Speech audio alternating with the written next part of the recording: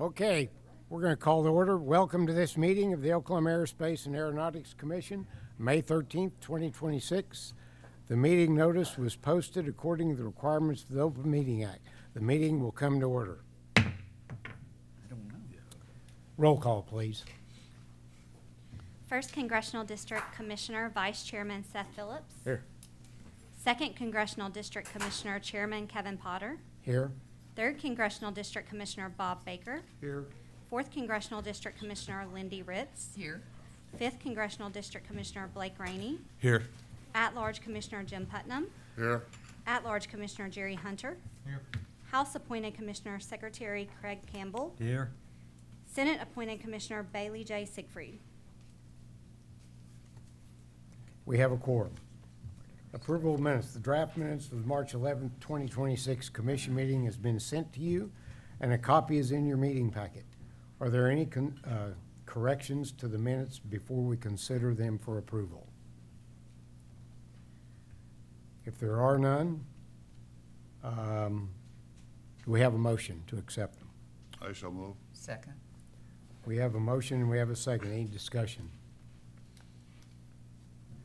Can you call the roll, please? Commissioner Phillips. Aye. Chairman Potter. Abstain. Commissioner Baker. Aye. Commissioner Ritz. Aye. Commissioner Rainey. Aye. Commissioner Putnam. Aye. Commissioner Hunter. Aye. Commissioner Campbell. I'll just go with an aye this time, no jokes.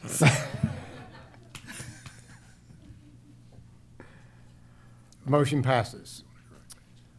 First item, introduction of new staff member. Director, you are recognized. Thank you, Mr. Chairman, Commissioners, good morning. Before you today, we have our new Director of Marketing and Communications, Laura Rudisell, who comes to us from a line of experience on communications and marketing. Her most recent post was at ODAA as the Director of Communications and Marketing there, but been with the Oklahoma City Art Museum, a law firm, as well as several other private media PR consulting firms, as well as news media. So, Laura, you want to come up and say a few words? Welcome to the agency. Good morning. Thank you guys so much for the opportunity to be here. I'm excited to take on this new role and continue to expand upon the already wonderful foundation that the marketing and communication team has set so far. So thank you so much. Here for questions if you have any. Thank you, Laura. Next item, recognition of former commissioner. Grayson? Yes, we do have a former commissioner in the House, and I think he was wondering if we were going to miss him. I think he was hoping we were going to miss him, but we can't let that slide. So Charles Ortega, as you all know, served faithfully for 6 years on the Oklahoma Aerospace and Aeronautics Commission, but even more than that, his time of service to aerospace and defense goes back to his 12 years of service in the state legislature, fighting for a litany of aerospace issues, obviously most notably the military training airspace issue, which we worked on for, I think, a grand total of 3 or 4 years. So it was a long storied history of support of this great industry, both on this commission as well as over at the state capitol. And we just want to recognize him for his years of service, say thank you on behalf of aerospace and defense in the state of Oklahoma. And Commissioner, why don't you come up and say a few words, and we're going to give you the token award and see if you can carry it home with you. Thank you, Director Arties, Commissioners, thank you. I do want to say just a couple of things. I think the love and the wonderment of aviation struck me as a young boy growing up in Altus. I remember lying on the ground looking up in the sky and watching the big birds just doing lazy circles in the sky, wondering how in the world something that big could get up in the air. You fast forward, I always thought I would love to be able to do that one of these days. And you fast forward about 30 years, and I was able to train and gain my private pilot's license, and loved it even more then. I would never have thought that you fast forward later on, and I'd be sitting in that building working with Director Arties and former director Vic Byrd in trying to push legislation that would protect our military installations and their training missions from encroachment. It was an experience from the beginning to the end, but I truly want to just give and pay tribute to this group of people right here. These guys are exceptional, and having had the privilege of working with them and the things that they do, Paula, Stephanie, I want to thank you for what you do, because looking back at 12 years old, the opportunities that you provide, that you present, that this agency provides for our young children is just insurmountable. And I can only think back, and the fact that I've been able to experience what I've experienced has been a tremendous ride. So thank you all, and thank you for the opportunity to serve in this great body, and thank you for what you will continue to do for the great state of Oklahoma. I appreciate it.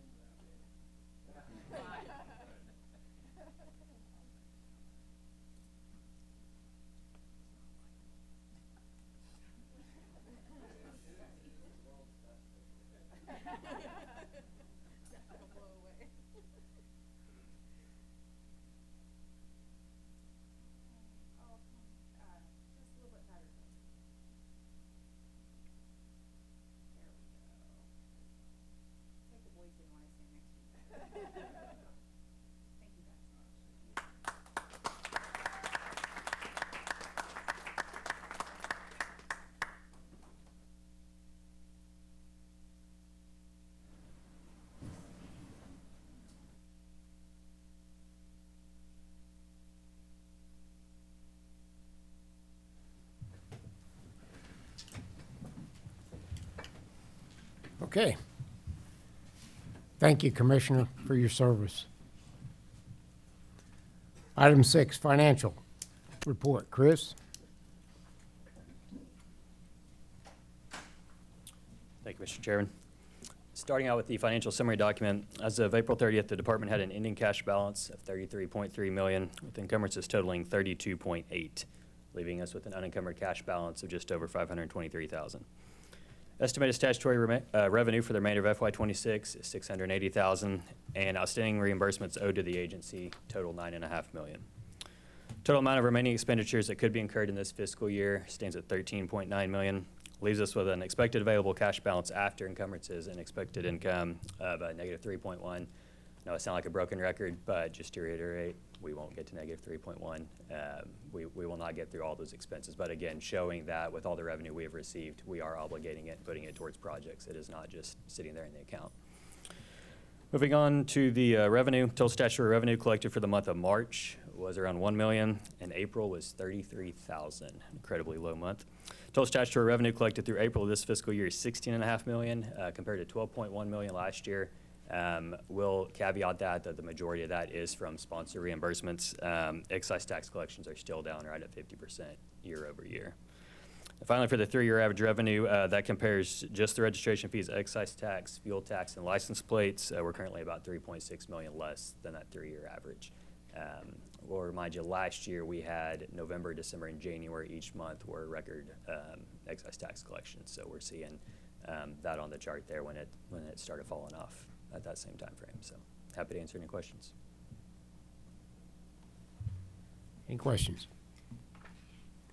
Okay, thank you, Chris.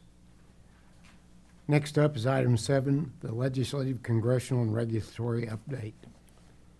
Grayson?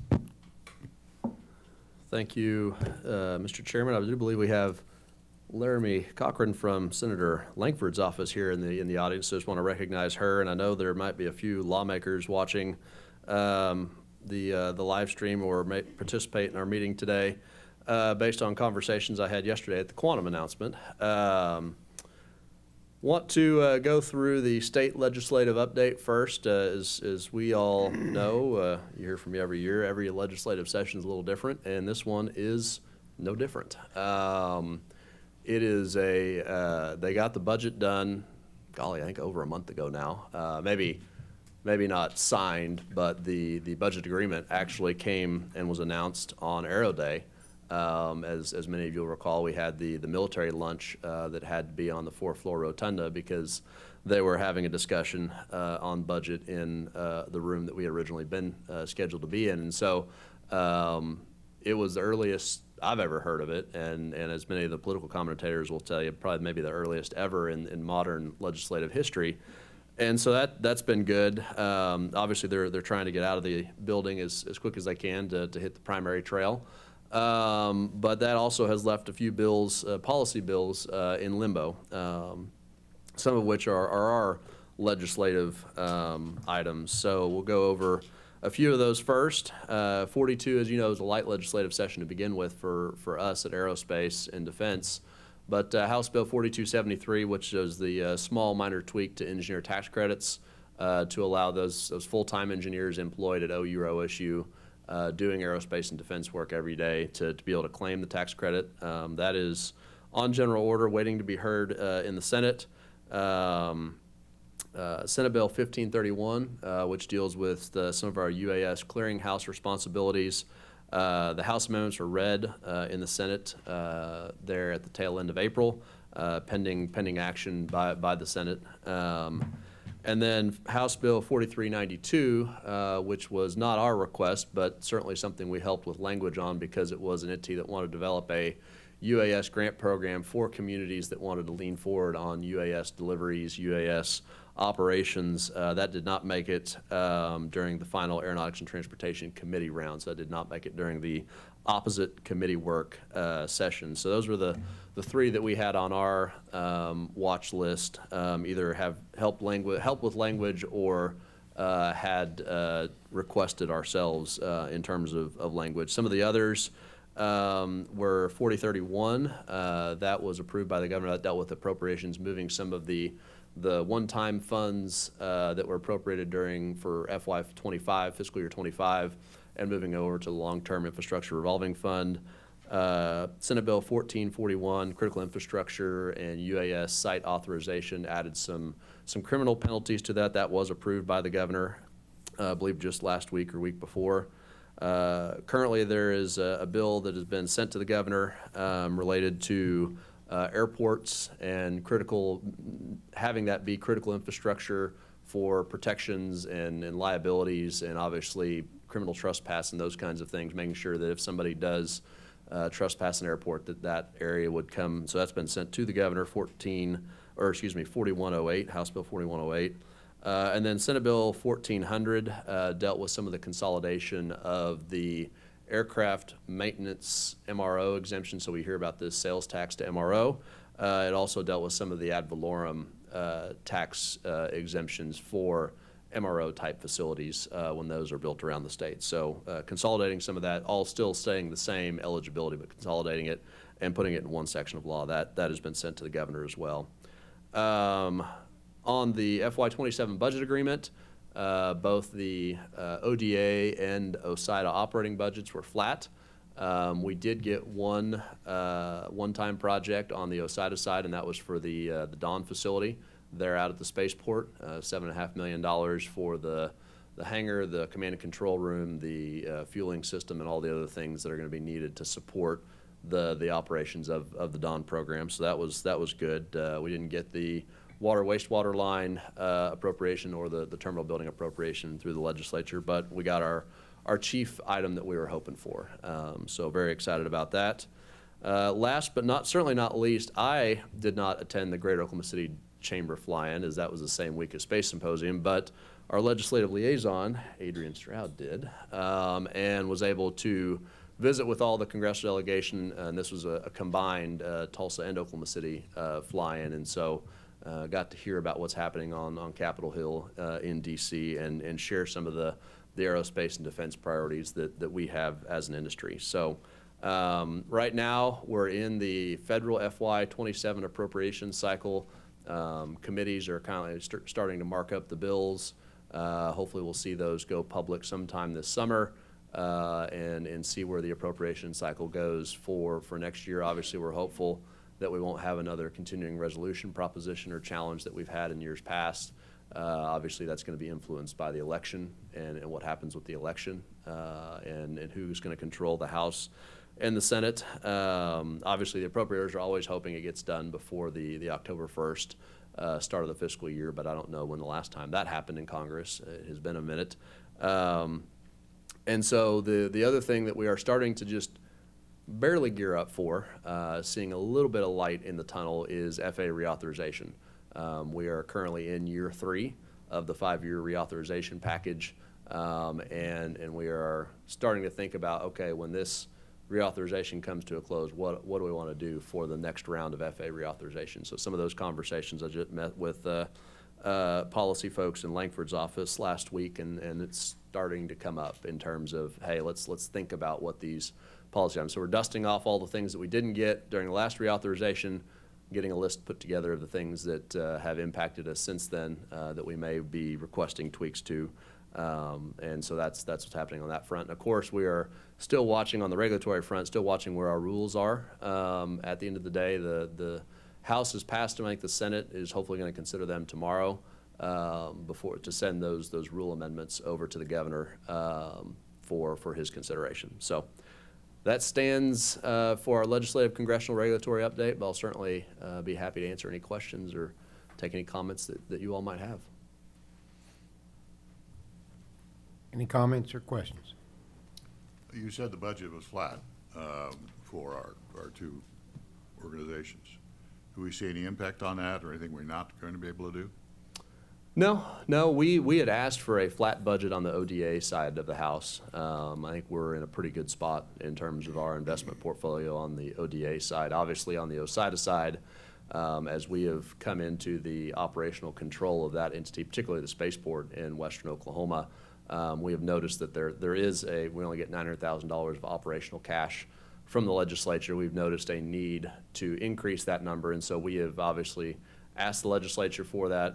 Given the budget challenges this year, they weren't really interested in increasing regular recurring funds on a lot of prospects. They were more interested in the one-time type projects, and so that's why at the end of the day, they ended up giving us the Dawn facility one-time project request as opposed to a recurring plus up.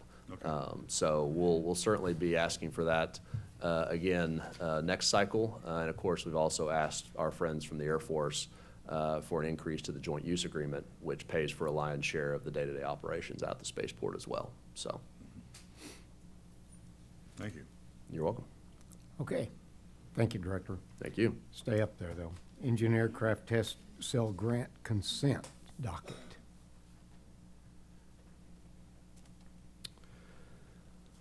Thank you, Mr. Chairman. So, as we've talked about in the last meeting and in several meetings now, we have the new responsibility provided to us by legislature for the Engine Test Cell Grant Program. If you look back at the history of aerospace and aviation in our state, we have a long lineage of doing really good MRO activities, component manufacturing, part manufacturing, repair of airframes, avionics systems.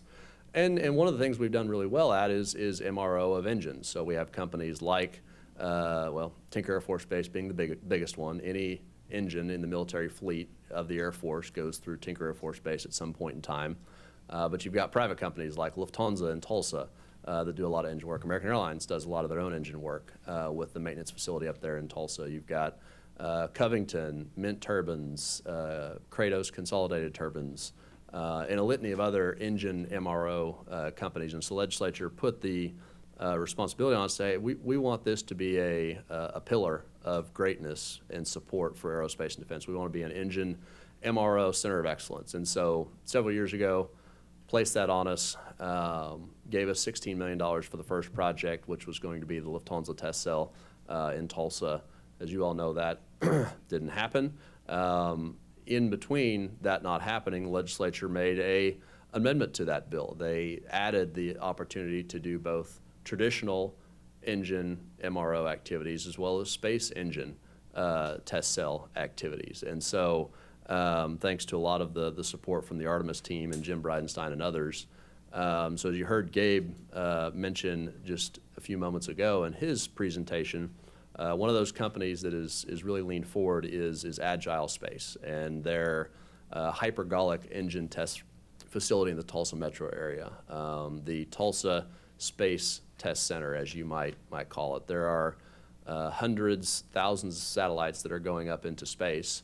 And whether it's one of the billionaires like an Elon Musk that is putting a lot of satellites into low Earth orbit, you have micro or maneuverable small engines on those satellites. And as you've heard Jim and Gabe talk about, as we want to continue to proliferate a lot of these low Earth or medium Earth orbit satellites and move into hundreds and thousands and even maybe tens of thousands of satellites, there's going to have to be a lot of these in-space propulsion engines that have to be tested after they're manufactured and before they get launched up to space. And so that is what Agile is doing. They are one of only a handful of test sites around the country that's going to be doing this hypergolic engine testing. And they're, we broke ground on phase 1 just back earlier this year. That's going to be rolling into construction here right now. As you can see, this is their site execution plan for the test center. As you can see, that's kind of the overall layout. This is on Tulsa International Airport property, just to the east of the American Airlines maintenance base, the bus plant, what used to be Spirit Systems, now Boeing for reference. So no access to airside, but obviously very important for the aerospace cluster of Tulsa. So what you have before you today is essentially what's going to be called phase 2. Phase 2 of this test cell with the Lufthansa money that has been on the table. And as you all remember, you granted out some first phase of that money to Kratos and CTS at the March meeting. And so what you have here is a increase to the size of engine that's going to be able to be tested in phase 2. The abilities to go do more throughput of existing engines. We just heard from Quantum yesterday, they're wanting to manufacture 1,000 of their satellites, and that's 4 engines per satellite. That's going to be 4,000 engines a year. They're going to have to be tested before they can go up to space. And so at the end of the day, what we have before you on item A of 8 is a grant to support phase 2 for Agile's Space Test Center in Tulsa, Oklahoma. Total project cost is a little over $18.5 million, funded at the 60% level, or almost at the 60% level, with state funds at 9.75, and then matching funds of 8.85 from Agile. And so I know we have some of the Agile team here. You want to come on up and say a few words and what your vision is for Tulsa and what the vision is for the Space Test Center. Thanks, Chris. Good morning, Commission. Happy to answer any questions, but I'll just kind of lead in with the vision for what Agile is looking to do with the Space Test Center. This started about 18 months ago with the Artemis group as we set the foundation for expectation of how do we test engines for space in this growing space economy. The theory 18 months ago was Agile coming to Tulsa would draw our clients. Quantum is one of our clients. We provide their engines for them, right? So 4 engines per spacecraft, 1,000 spacecraft per year. Currently, the Space Test Center, as it's set up today, could have up to 20 test cells. Each of those test cells can do 2 engines per day. Right now, we have funded 1 test bay and 1 test cell. Right? That's what has been agreed with the ODAA. We're briefing them today about how we've actually taken steps to expand on what we originally agreed with them to create the foundational environment so we can invest in just the test cells going forward instead of having to go repeat the entire project.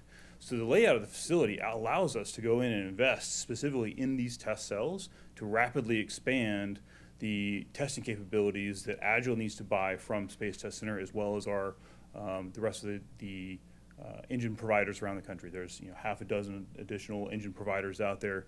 We envision them coming in and testing their engines at the Space Test Center, adjacent to the Agile engines as a customer for the Space Test Center. All of this provides an ecosystem of engine development that leads to the assembly, integration, and testing of these spacecraft in Tulsa. And Quantum is just a great example of the first step into building that broader ecosystem drawn in by the Space Test Center. These rocket engines you're testing, what's the size? How big are they? Great question. So we have one. It's in my car, unfortunately. I should have brought it in today. So we test engines. So a satellite engine is anywhere from a 1 Newton engine, it's about that big, up to about a 4,000 Newton engine, it's about that big. Wow. The plant size is actually geared around the vacuum system, though. So to test these engines in space environment, you actually have to pull vacuum on them.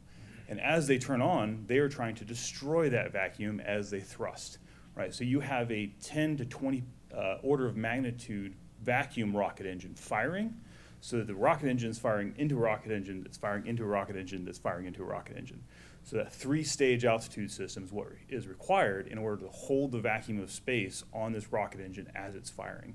So the actual testing capabilities of the one test cell is backed up by a massive industrial plant required to hold the vacuum of space here on the ground. I have a question. Yes. So the state is to fund half of this. Now, who owns this facility once we funded it? Agile will own the facility. This is my understanding. Who are the shareholders of Agile? We have private investments. We're privately held. Lockheed Martin is one of our investors. We have one venture partner, Crusoe Ventures. The rest of them are either the original founders of Agile or a variety of the employees. All the employees have ownership within the company as well. And it's still privately held and looking for continued investment and expansion. We just went through a Series A investment. Cortado Ventures was one of those investors, local Oklahoma investment fund. And they're looking to continue to join in with the Kaiser Foundation, Kaiser Foundation, the George Kaiser Foundation for their investment. We're looking to raise a Series B for continued investment on the site, not just for the space test facility. You can see on the lower half of that green space is where we are currently working on a project to plan a production facility to make all the engines for Quantum and others. So it's part of that ecosystem that's funded by Agile to grow this area. So the state is building this building for you. Are you paying rent for it? Or, I mean, you own it. The Yes. state is building it and giving it to you. We pay the land we don't own, so we pay the land lease back to Tulsa Airport. We have a 30-year lease with the Tulsa Airport. They own the land. The building's on their land. So they own the building, basically.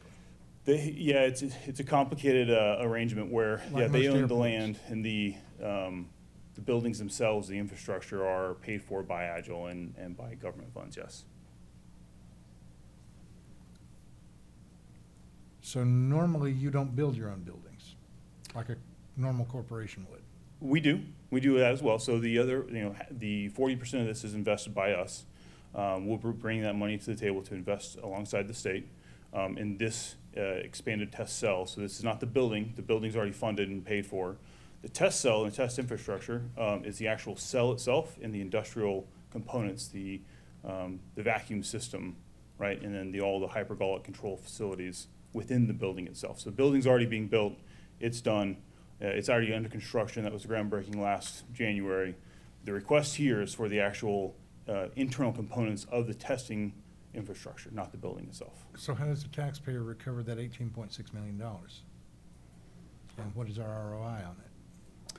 So there's multiple benefits to the state, right? So employees, we'll be hiring many employees for this. It's also an anchor for the local economy as far as us building,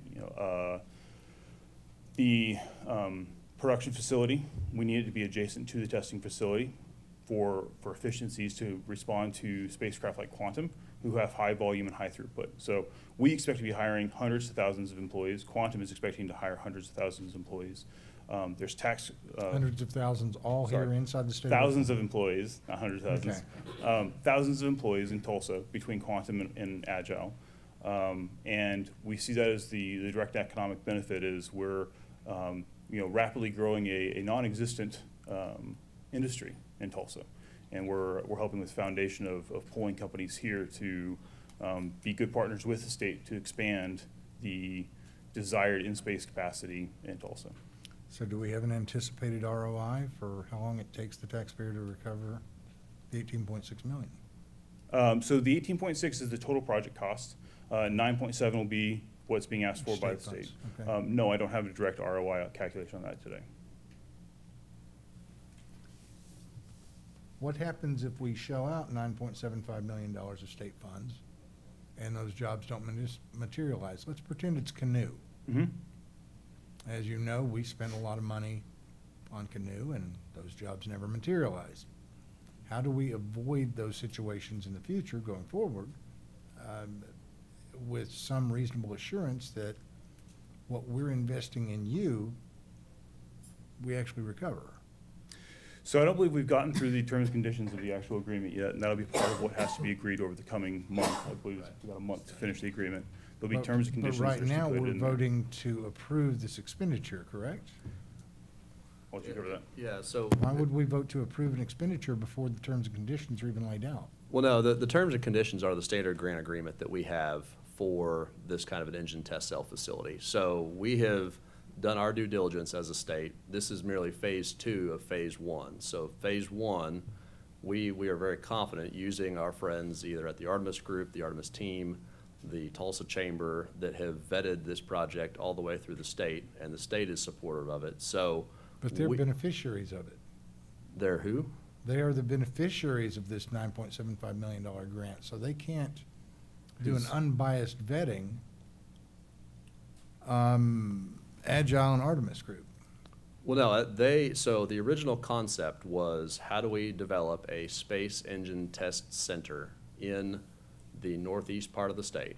How do we stand that up? And the legislature had provided us money to go out and invest in test infrastructure like we did last month in Bristow with Kratos. So the legislature has already granted these funds. Yes, they have granted these funds to our agency to go out and invest in test cell infrastructure like this across the state. This is not coming out of our normal budgetary allocation, our flat budget that Commissioner Putton was mentioning. This is dedicated for engine test cell infrastructure specifically. And we already have that cash sitting in an account somewhere. Correct.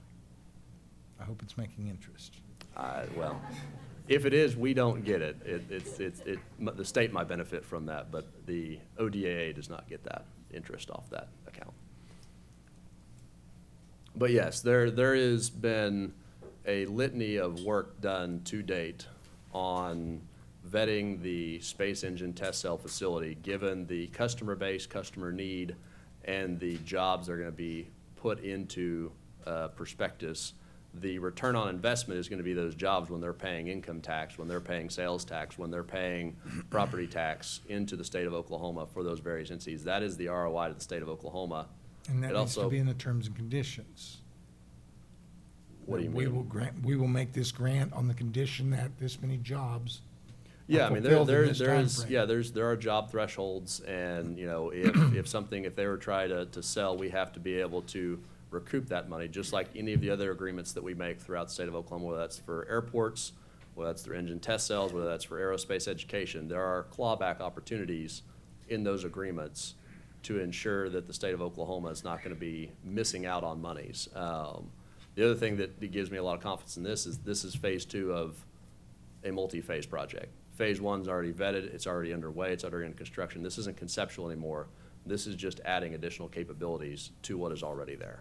All right, thank you. I was just making sure that we were hedging our bets and making sure that we were covered in the event that something went south. No, absolutely. We always do. We always should. So I have one, I'm sorry, I have one more question if you don't mind. Sure, So, Chris. when y'all are testing the rocket motors, so the atmosphere, is it scrubbed then after the test before it, because rocket fuel is going to be pretty caustic, I would imagine. Great question and good insight. Yes, the rocket fuels typically have a byproduct. Hypergolic engines are storable propellants, meaning they are non-reactive in their natural state as long as you have them in the right containers, right? No different than an amine plant or an oil and gas plant or any of the normal industrial plants you have out there. When they come in contact with each other, they burn, and the byproducts are water and so your hydrogen, oxygen, and nitrogens, right? So it's H2N4 and H2O4, right? So it's just hydrogen, oxygens, and nitrogens that are burning together. And so the byproducts are actually not caustic unless they're not burned. But we do add multiple safety systems downstream of the test facility that do post-scrub all of the chemicals so we make sure that the local community is protected. Cool. And we've been doing that for 15 years out in Durango, Colorado. So this is not new to us. This is an expansion of what we're doing, and we're doing it here in Tulsa. Thank you. Yep, thanks, everybody. You can carry one of those in your pocket. I forgot mine today. My pocket size one's not here, but yes, you can. Wow. Yeah, that's pretty cool. So moving on to item B is the remainder of the $16 million from the Lufthansa project. That is for a Jets is a company, Jet Engine Test Solutions, to construct an aircraft engine test cell at the Will Rogers International Airport here in Oklahoma City. Total project cost for our share is going to be about $6.6 million, funded with about 3.9, as you see there, almost $4 million of state funds, and then $2.65 million from the entity. Now, I will say that is just for the engine test cell piece that we are participating in. I think the total project in of itself is about probably $16 million. And that doesn't even include everything that you see here. This is the campus that they are envisioning. This is a multi-phase effort to bring in engine test solutions. This is as they would call it, a mobile test cell. I'll let them explain the mobility of it. I think it takes 40 18-wheelers to move it, so transportable might be the better word than mobile, but it's an old T9 Air Force test cell that is being brought back to life. It is actually physically at Will Rogers right now in one of their construction laydown yards, and then they're looking to stand it up as an active test cell here in the next year. So bring up Joel to explain a little bit about the project and what their vision is for the Will Rogers Airport. Morning, everyone. Thanks for your time. I represent Jet Engine Test Solutions. I am co-owner, my business partner, David Jameson. We have historically are a engine test cell manufacturer. We also have 30 years experience in operating test cells. My business partner was a lead engineer at Jet Engine Test out of Tinker for 30 years and operated their facilities. We came across the opportunity through those previous relationships to come across a T9 test cell. The government has 100 of these across the world. It's considered a piece of equipment in the government's eyes. So it's not an occupied facility, but it does take roughly 40 semi-trucks. So it's a very large facility. But we're able to procure that from McGee Tyson there in Tennessee, Knoxville. And we've recently moved it. It's on the site here, in between the two runways.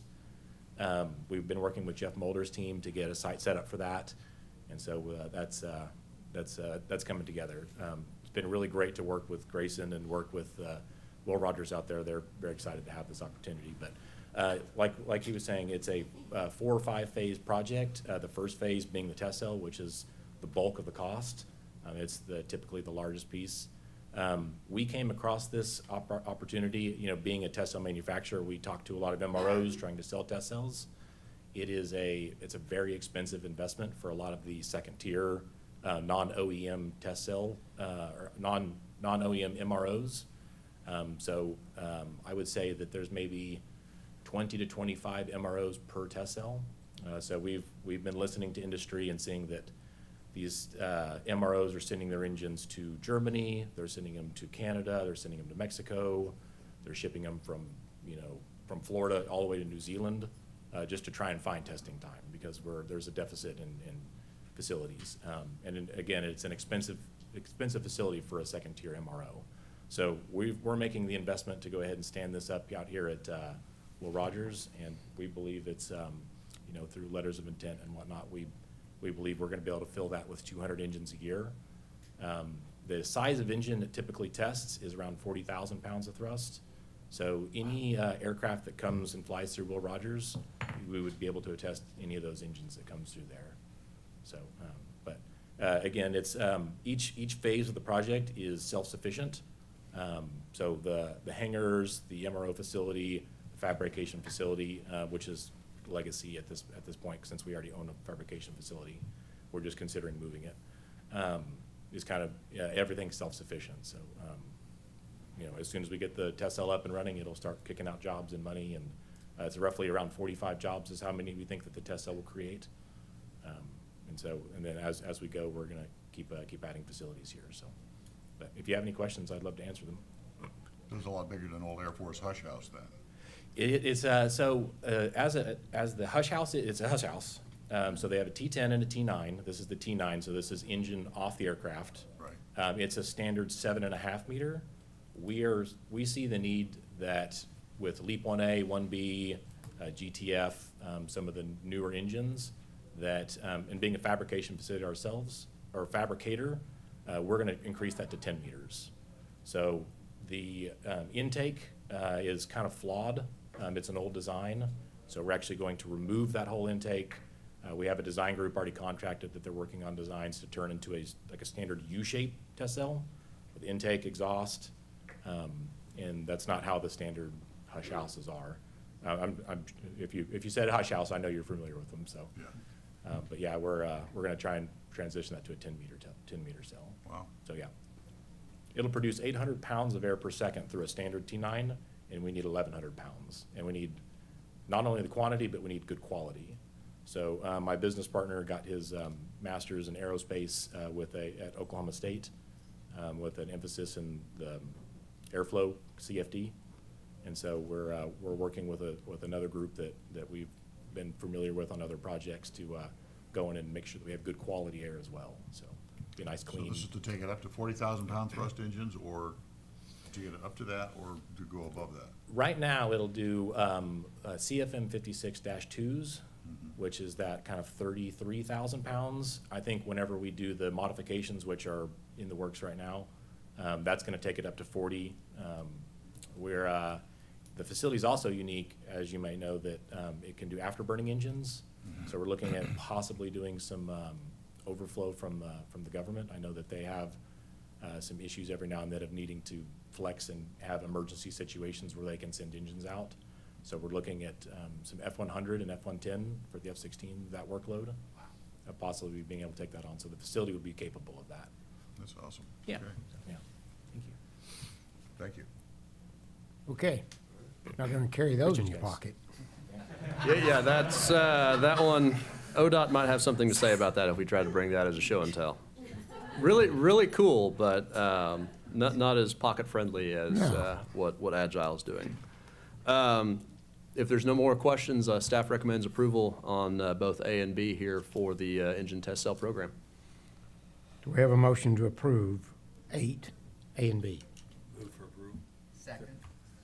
Okay, we have a motion, we do have a second. Any discussions? Can we call the roll, please? Commissioner Phillips, Aye. Chairman Potter, Aye. Commissioner Baker, Aye. Commissioner Ritz, Aye. Commissioner Rainey, Aye. Commissioner Putnam, Aye. Commissioner Hunter, Aye. Commissioner Campbell. Aye. Motion passes. Thank you, Director. Number 9, Michelle, Airport Construction Grant Program change orders. Love these change orders.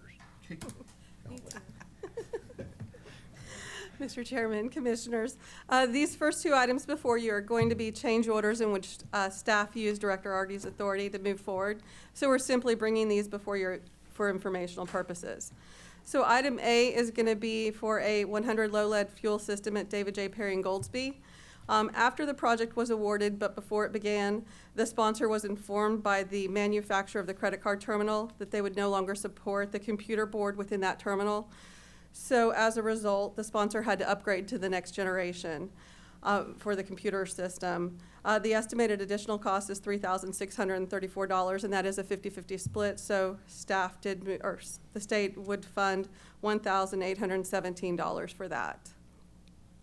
Item B is going to be for Phase 2 to reconstruct the connector taxiway for primary runway 1L 19R at Tulsa Riverside. The amendment would allow for a line item adjustment of funding, and funds were moved from construction to grant admin to cover additional quantities and reconcile the project costs. The amendment did not increase the department's previously approved share for that.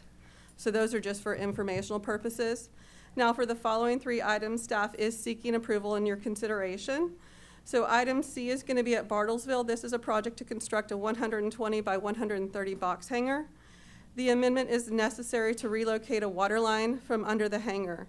This was initially intended to be part of a roadway and utility project, but that project's been delayed, and the water line needs to be moved so it doesn't cause issues down the line. So the estimated additional cost will be $59,978-ish and will be funded with $23,991 of state grant prep funds, and the remaining balance would be sponsor matching funds. Now for item D, this is going to be at Clinton Regional. This project is to construct a 10-unit T hangar and a 68 by 56 box hangar. The amendment here is also necessary to relocate underground utilities, which includes a water line, sewer line, and an electric service line that conflict with the hangar footprint.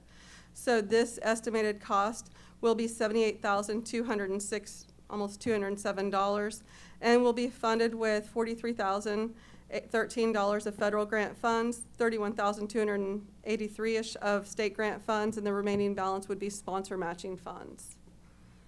And so finally, item E, this is the Infinity One spaceport that we discussed previously. This is for the project we have for the terminal area plan and the ALD update. The amendment allows for the planning study to be added to the project. That additional cost is $31,900 and is funded with the SIDA's general revenue funds. So for these last three items, staff is recommending approval. I will stand for any questions. Do we have a motion to approve Move to approve. C through E? I'll second. We have a motion, we have a second. Any discussion? Call the roll, please. Commissioner Phillips, Aye. Chairman Potter, Aye. Commissioner Baker, Aye. Commissioner Ritz, Aye. Commissioner Rainey, Aye. Commissioner Putnam, Aye. Commissioner Hunter, Aye. Commissioner Campbell. Aye. Motion passes. Item 10, Progressing Rural Economic Prosperity Fund, NEC.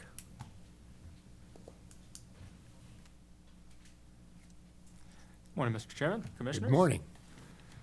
This first item I have on the docket here is for a prep-funded hangar project at Wiley Post Airport. This is a project that consists of constructing 6 box hangars. Based on bids, this total project cost is $2,570,150, with just over $100 million of prep funds for that, with $1.5 million of sponsor matching funds. And as you can see on there, that's kind of gives you a layout of what they're trying to do out there at Wiley Post. And I do believe this is coming up on the tail end of our prep-funded hangar projects that were started just a few years ago. And so I don't know if our friends from Oklahoma City were able to make it out this morning. I know that they were going to try, but I know that Jeff and Christy send their regards and very much appreciative of our consideration this morning. Staff recommends approval, and I stand for any questions. We have a motion. I so move for approval. Second. Do we have any comments or discussion? Can we call the roll, please? Commissioner Phillips, Aye. Chairman Potter, Aye. Commissioner Baker, Aye. Commissioner Ritz, Aye. Commissioner Rainey, Aye. Commissioner Putnam, Aye. Commissioner Hunter, Aye. Commissioner Campbell. Aye. Motion passes. Next business, NEC, Airport Project Consultant Approval. Thank you, Mr. Chairman. On this item, this is for a couple of different, or a few different projects in which we act as agent on behalf of these airports, the first one being Carlton Landing Field, which is our own. And so this project consists of the design phase of the terminal apron expansion. And the total cost of the design phase for that project is $70,300 and will be funded with $70,300 of state funds. The next is at Okima Municipal Airport, in which they have asked us to act as agent on their behalf to get some of these projects done from the appropriations they received at the state level, legislative directed state funds. This is for the design phase of their new 100 low lead fuel system and the expansion of their terminal apron. Cost of the design phase for this project, $96,100. And of course, that'll be at 100% of the legislative directed state fund pot of funds there for that. On C, this is acting as agent for Shawnee Regional Airport. This project is for the design phase of the strengthen of the runway and taxiway project. This is part of a congressionally designated spending pot of funds that come from the federal legislature. Total cost of the design phase for that project, $726,600. and that will be at our standard meeting, half the local match of the local funding, so $18,165 from the state and the sponsor matches there.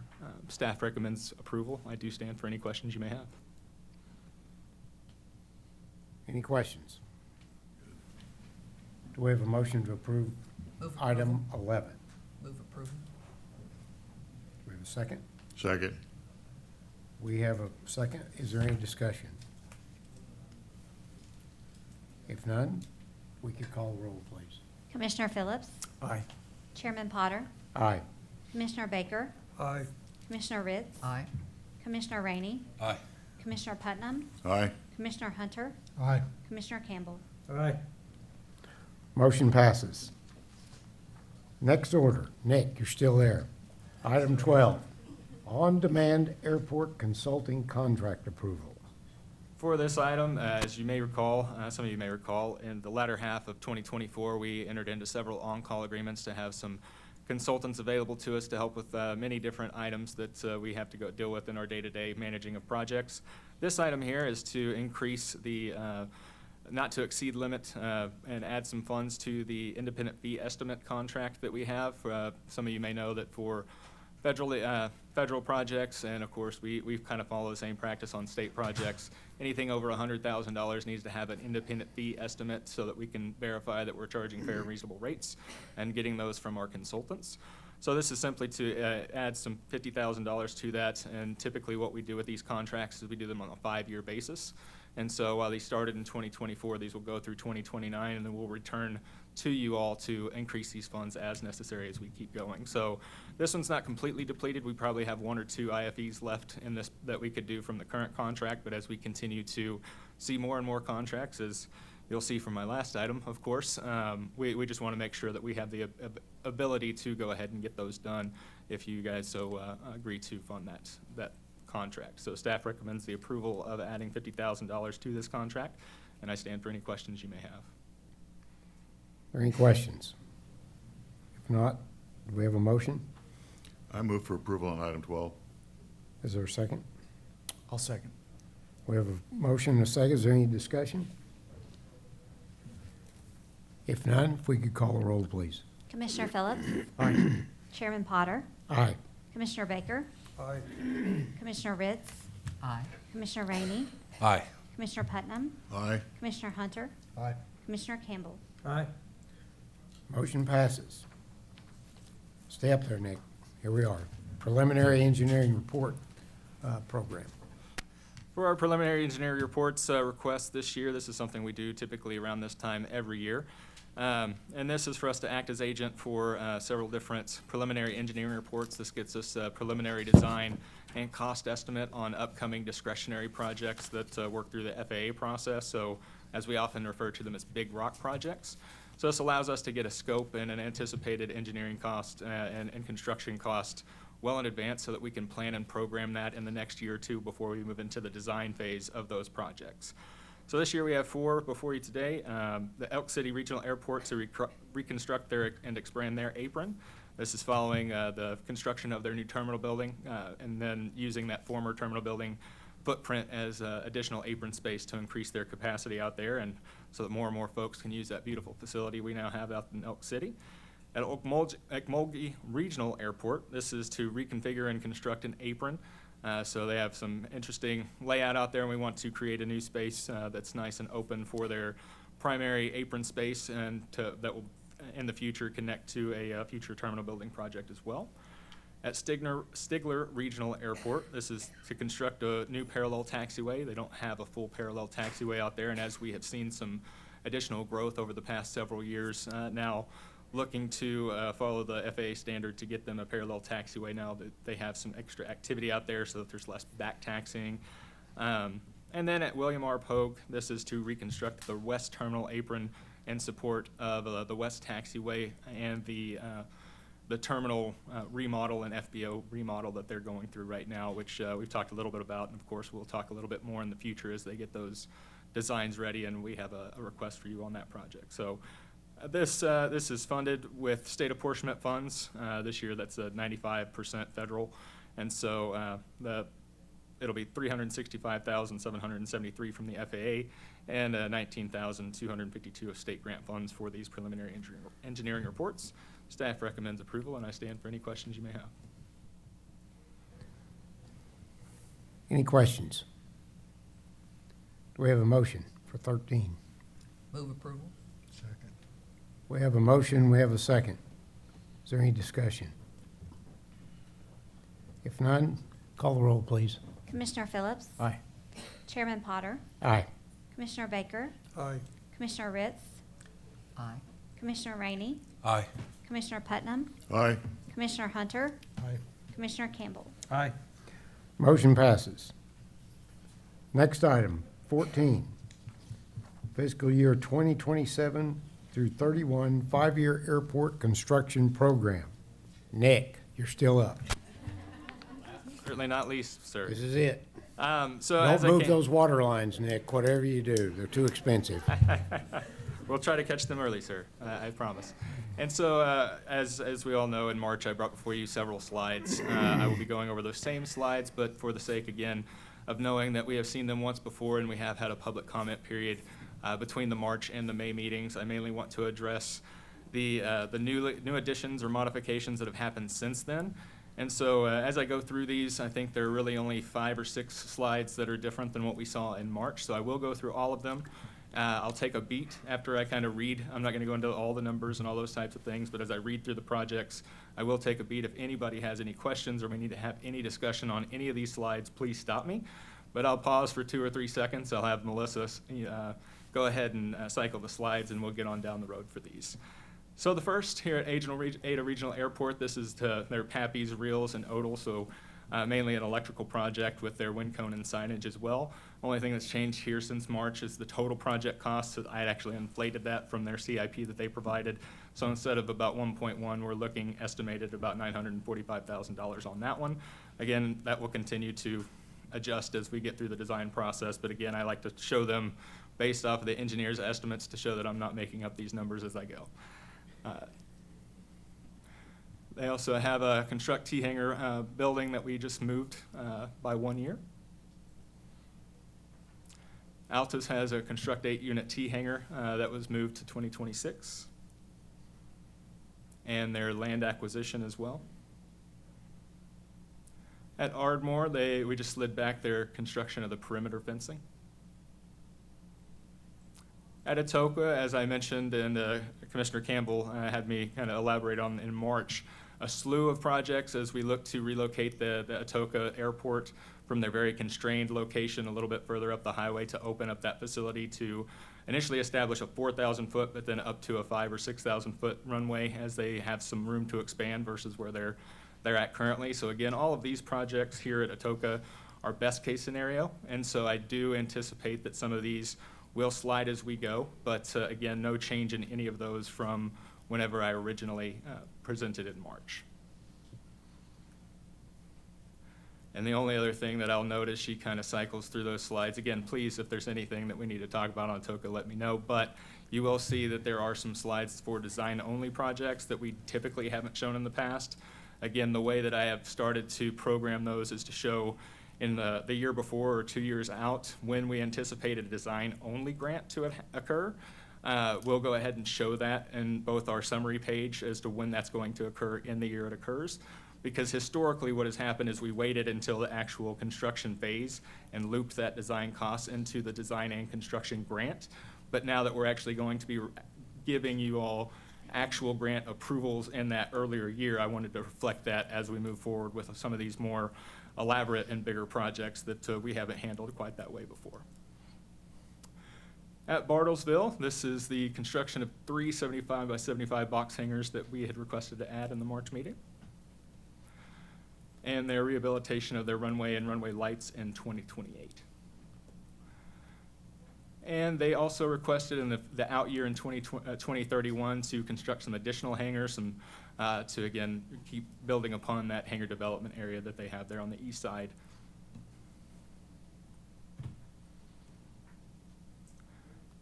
Beaver Municipal Airport, this is the box hangar they requested to add in 2031. Boise City has a slew of projects here, again, their terminal building and some of the other a fence project and those types of things that they are looking to get going here in the 26-27 timeframe. Some additions and some just slid whenever I mentioned them in the March meeting. So here's their perimeter fence as well. At Buffalo, this is a project in 2030 that they've sought to add for the rehabilitation of their runway lights, PAPIs, and their segmented circle.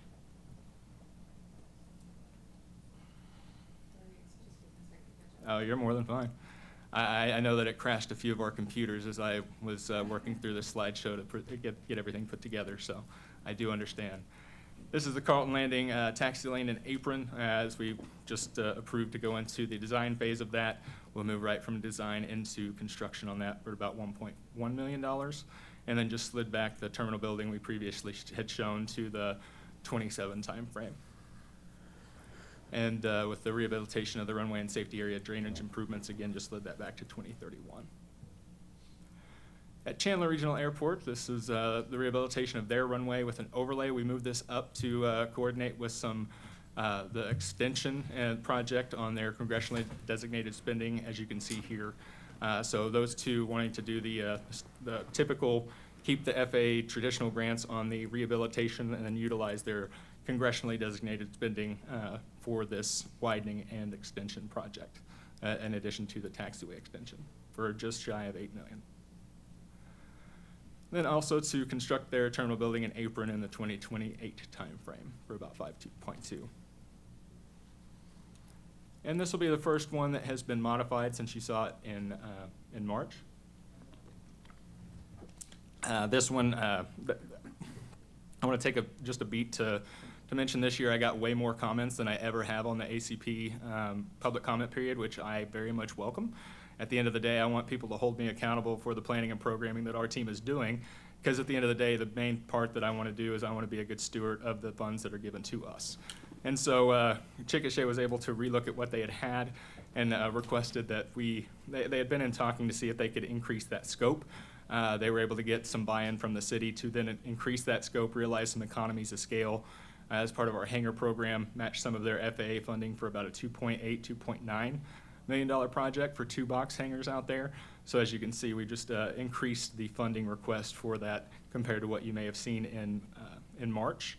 And again, as we've kind of alluded to through our appropriations and pro-growth initiatives that we've been given from the legislature, all of these have been programmed based off of either the funds that we have in our accounts right now or the anticipated funds as we go.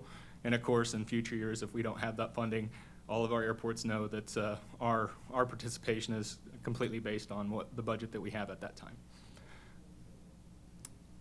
Next slide. And again, I understand if it's just excellent. And then these haven't changed from here. This is the hangar development plan that they have sought to add in 2026. Their Jet A fuel truck in 27. And of course, if we want to have any additional conversations on these before we get to things like fuel trucks, before we get to the request, obviously I'd be more than happy to bring in the airport manager from Chickasha to explain the why behind the what and what they're doing as a city to go forth and try to acquire that. So that's just an addition that I had mentioned in March. And at Claremore, again, this is just a sliding of their runway rehabilitation and updating of the numbers there for 27. At CE Page, the only thing that's changed from this, from the March timeframe, is that they have requested to slide that back a year or two. And that's because as they've seen some of the other priority projects here at the tail end of the fiscal year, they realize that they might want to take a beat to see if they can slide that to the 2028 timeframe.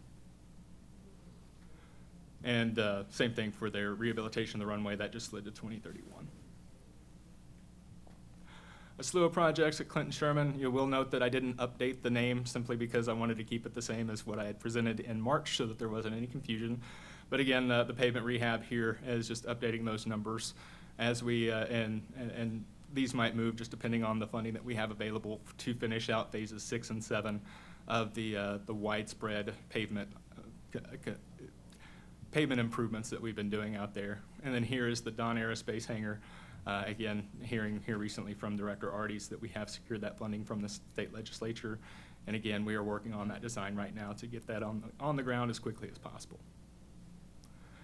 And then a slew of, you'll see this and several other wastewater improvements. Obviously, we didn't get this year, but we will have a request to both the state and the federal legislature each year. Bless you, sir. Each year as we go forward, and obviously we'll take a bite out of that as we go. But as one can probably imagine, there are a lot of needs that really must be addressed as we go forward and look to grow the spaceport out there. Construct terminal building, again, we just slid that back and may continue to do so depending on available funding. Same with the GA hangars. We are still working on the design and layout of where those could go, but we just want to have that ready to go whenever we have funding in our account ready to put those items in the ground and expand on the general aviation. Again, wanting to separate general aviation area up on the north, whereas we have some of the bigger iron down on the south, large, massive apron that we have. The mile of apron, I grew up around Norman, so I'm used to the mile of cars, so I just call it the mile of apron there in Burns Flat. The R3 location, again, that's just updating that project, sliding it to 27 as we work to figure out that agreement with the joint use agreement with the Air Force. But again, anticipating about $2.5 million on a long-term facility out there.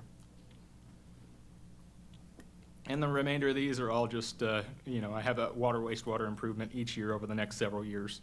So to finish out the Clinton Sherman slides, all these are just through 2031, those $5 million requests. Just a quick question. Yes, sir. Grayson talked about also doing a pavement evaluation out there. That'll be added in, or you'll be looking at that in the future? So the pavement evaluation is actually something that we typically do in-house, but we will actually, as part of a previously funded project that the board has already approved, is we have an airport pavement management system update that we are going through, and as part of that, we have about 20 inspections that we'll be doing, and so Clinton Sherman is one of those that will be done through that project, and that'll be, I think that's scheduled for June the 22nd, if I remember. Oh, good, thank you. Of course. And Cushing has two slides here that you will notice you did not see in March. The first is for the 100 low lead fuel system. The second is for a Jet A system the following year. I tried to get them to do that in the same year. They will do the design at the same time, but unfortunately the city was a little bit worried about match funding. As many of you probably know, they have been working over the better part of 5 years to get into full FAA compliance. Whenever I first came on board, we were working with the city manager at the time to avoid going into non-compliance from the FAA.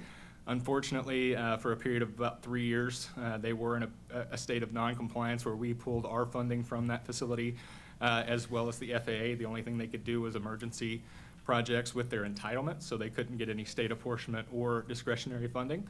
Thankfully, city leadership out there had worked over the period, again, about 3 years to right those wrongs. Essentially, it had to do with the lease agreements out there and them not getting the fair share to their airport account. And so through an agreement working with the FAA compliance office, they actually got their letter reinstating their compliance in December of 2025.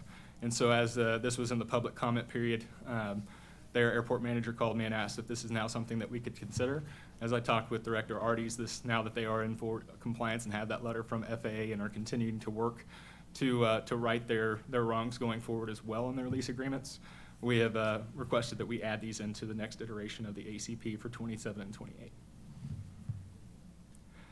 David J. Perry, this is just their construction of 50 by 50 box hangers out there that we were adding to the project, or the ACP. At Durant, this is just kind of clarifying the timeframes of the EA, the siting study, the design, and the construction of their air traffic control tower out there. And again, they have received some state funding for the preliminary design and siting study of that already. Total project cost long-term looking at about $16 million for that air traffic control tower. For their construction of the box hangar, this one has modified just a little bit. As some of you may remember, we had approved a design portion of a Metaflight facility out there. Unfortunately, as we didn't give any funds, we just approved that we would participate in the design if and when we got to the grant portion of that. They took a turn and they actually located that facility, co-located that with their hospital.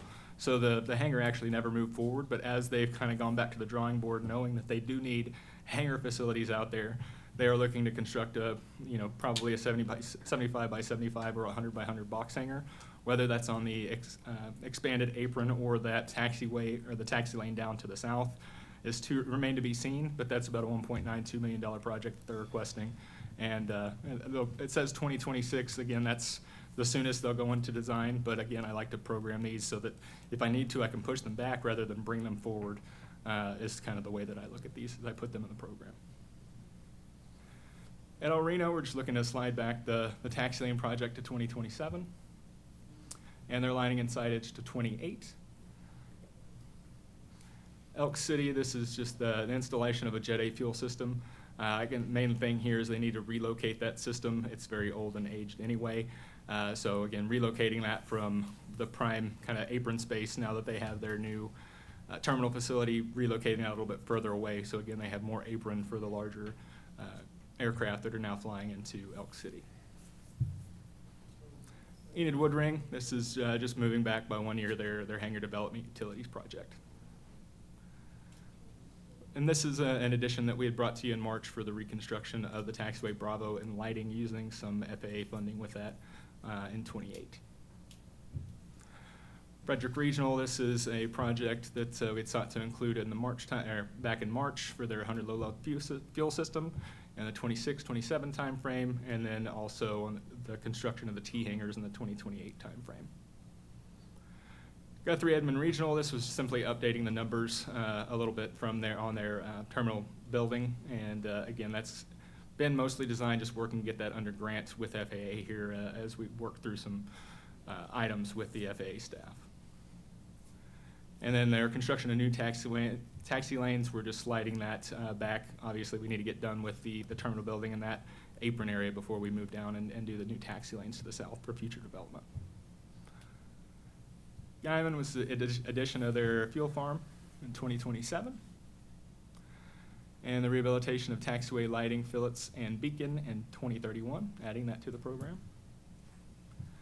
Halliburton Field, this is to rehabilitate and strengthen their runway.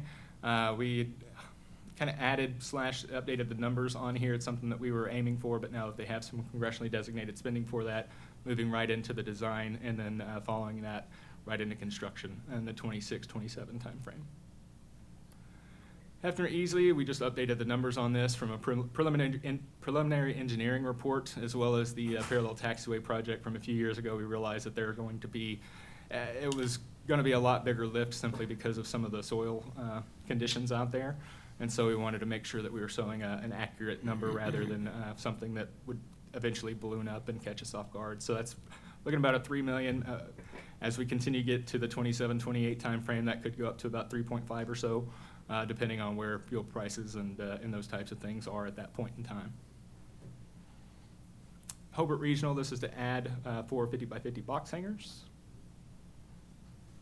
Holdenville, this is the installation of a new fuel system for them in 28.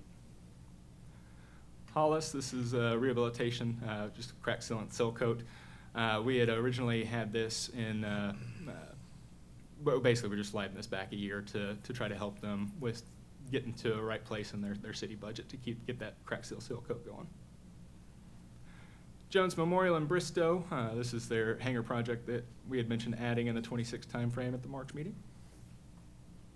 And their land acquisition simply slid back as they continue to work through that process.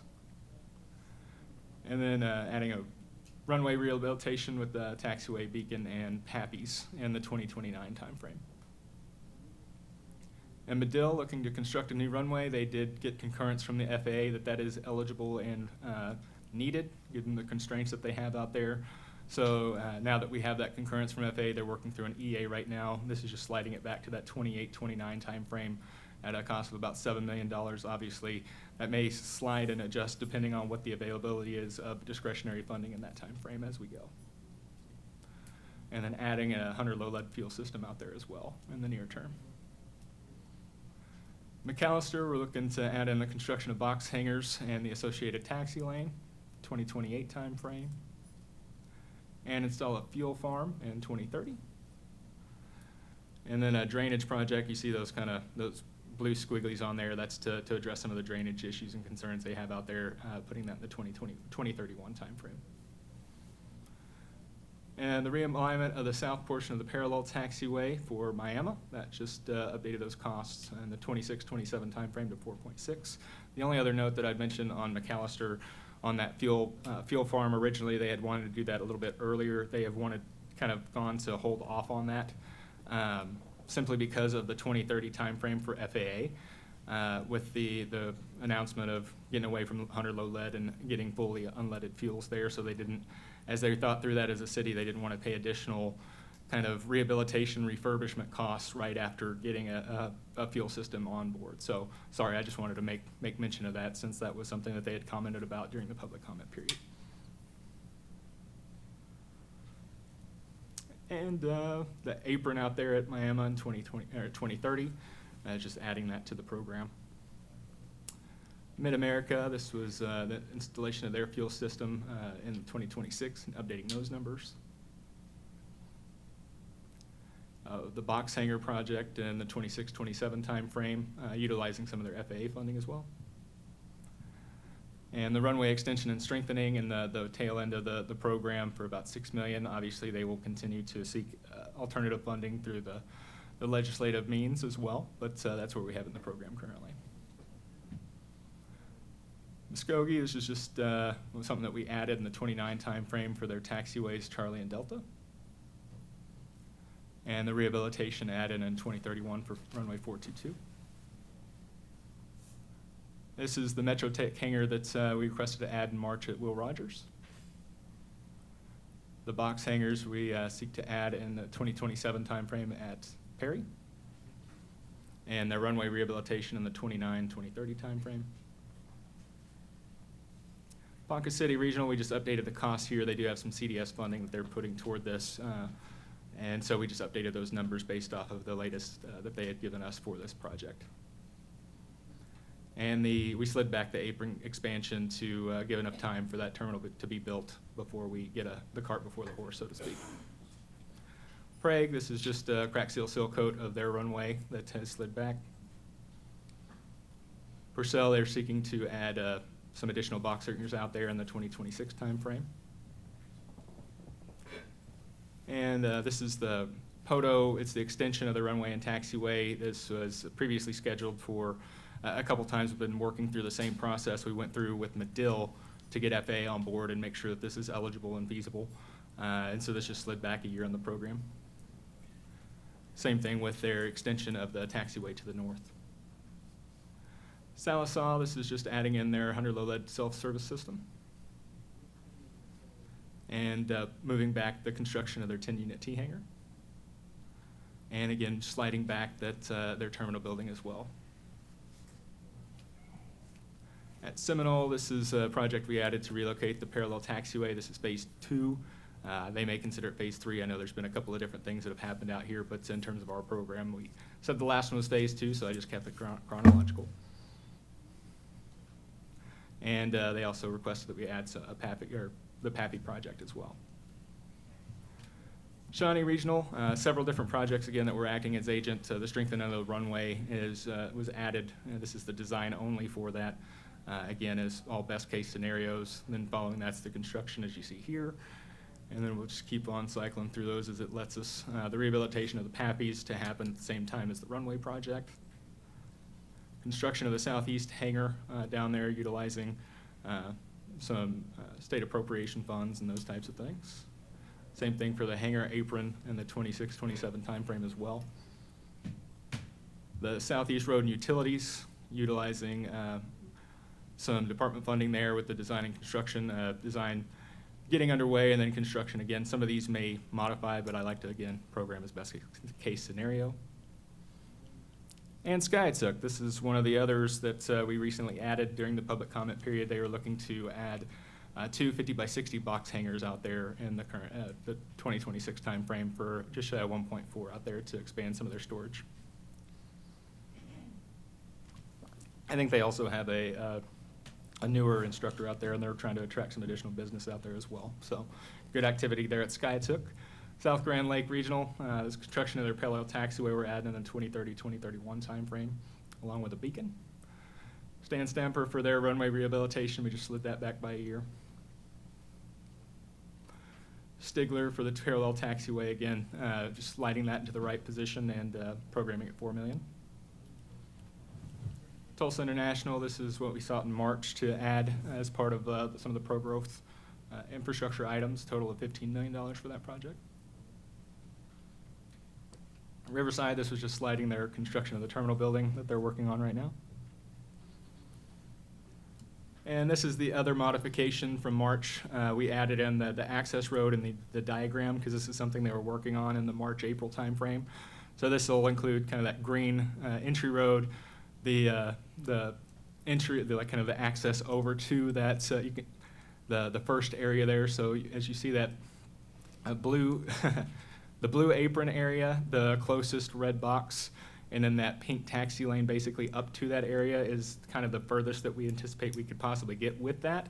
But essentially this is for the roadway utilities and all that kind of stuff over in that area to get to that, the expansion of the apron in the blue and that first hangar there in the red. And this will be capable of handling things like a G550 and some of the things that they can't really put elsewhere because they don't have the pavement strength. And that'll cap off the end of their CDS funding for the airfield improvements that they had recently gotten before moving on to other projects. And so at Bonita, we're just adding in a fence to the road and parking project. Terminal building, just sliding that into 27. The parallel taxiway in 2030, 2031, adding that there. Weatherford for the rehabilitation of their taxiway and the reconstruction of the lighting, updating those numbers. Woodward for the reconstruction of their north apron and sliding out to 2030. Wiley Post rehabilitation of the taxiway, putting that 2027 timeframe at 2.7. At Pogue, this is the taxiway alpha rehab and the reconfiguration on the west side. Again, I think we just talked a little bit about the preliminary engineering report for this one, so that we can kind of do all that at the same time with that taxiway project. Rehabilitation of the runway for them and inserting that in the 2031 timeframe. Terminal building and the attached box hangar. Again, this is just updating those numbers in the 2027 timeframe where they had acquired that building, realized some cost savings to get them both a terminal building and the FBO hangar out there. Total cost there anticipated at 4.1. And last but not least, as we highlight Thomas's beautiful airplane there, the development of preliminary engineering reports for the 2034-2035 timeframe. And again, I apologize for my marathon in both March and May. We'll accept any comments that you may have to make these presentations better, but I always want to give you all the opportunity to ask any questions you may have. So with that, staff recommends approval of this as we move into the next fiscal year, and I stand for any questions. Nick, you mentioned that you had a lot more comments this time. Any thoughts? Is there a trend or? I anything? bugged them pretty good this time around. Across the board? Yeah, we had more airports reviewing their projects. We had more consultants reviewing their projects on behalf of airports. There was just a lot more feedback. If there were little mistakes, as you guys probably noticed from the first time that I did this back in 2021, I think we have tripled the number of projects that I bring before you for review and consideration. And so as we continue to update our bandwidth there and get into more and more of those, every now and then we miss something. We don't slide this. We might slide it on the summary page, but we don't do it on the ACP page and those types of things. So everything from, hey, we don't see this at all. Hey, I thought we talked about this, or hey, this number's one off. Can you make sure that that's updated? Is there something we're missing? It was basically just everybody getting on the same page, and it was something that I've been working to get that kind of collaboration and feedback on since I started as the airports division manager. So I think that I've been squawking enough that people are actually listening and say, oh, wait, yeah, Nick really does want this, you know, even if they feel like it's a pedantic email, I want to see it because I want to get it right before all of you. Nick, it seems like you've got some things moving to the right, or it seems to be numerous projects sliding to the right. The reason for that is? Some of it is simply those that were in the 26 timeframe that naturally, because they weren't done before this May meeting, are sliding to the next. Others are because of the legislative directed spending, either from the federal or the state level, moving some projects maybe forward of some other projects that were via traditional means, maybe were originally slated to go first, but now because there's a time frame on the legislative directed spending, that those need to actually take priority. And sometimes it just makes sense. And then other parts of it is just, we do have some sponsors that maybe hadn't had the bandwidth to truly review their 5-year CIP.